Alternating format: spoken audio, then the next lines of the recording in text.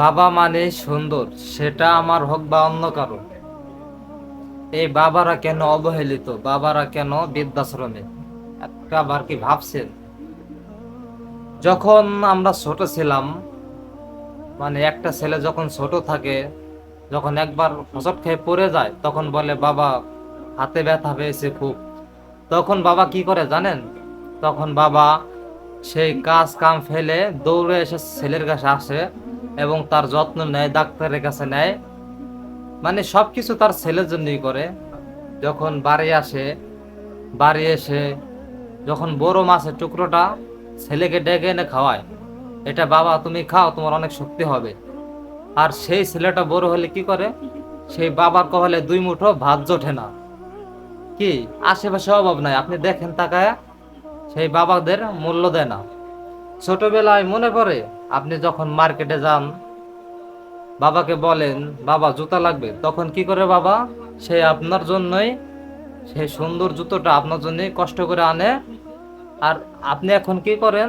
সেই বাবা এখনো আপনার, বাবাটা এখনো ছিঁড়া জুতা পরে। এগুলো কখন আপনি ভাবছেন? আসলে বাবাদের তুলনা হয় না।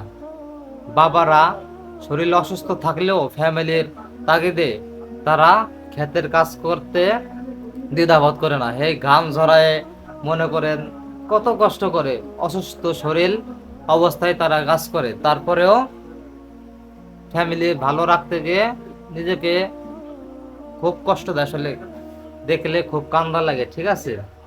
তো আমি একটাই কথা বলি, বাবাদের কখনো অসম্মান করবেন না।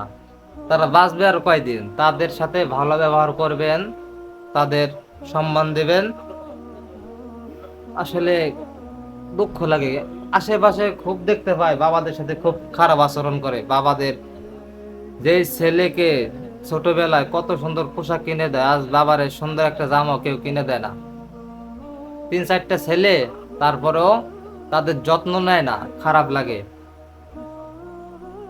খুব কান্দাসে। বাবাদের পরিশ্রম, বাবারা যখন কাজ করে ছোটবেলায়, তখন বলে বাবা তুমি যা রোদের ভিতরে আসতে হবে না, তুমি যা বিশ্রাম নাও, ঘুমাও।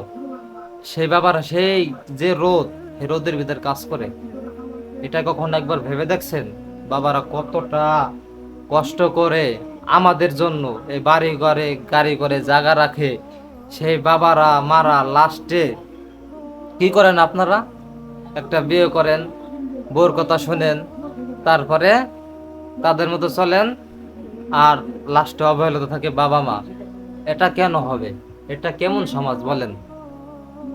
তো আমার পক্ষ থেকে একটা কথাই বলি, বাবা মা সবাই ভালোবাসবেন, সেটা আমার হোক বা অন্য কারো। বাবা মা কখনো খারাপ হয় না, ঠিক আছে? তো সবাই ভালো থাকবেন। আসসালামু আলাইকুম।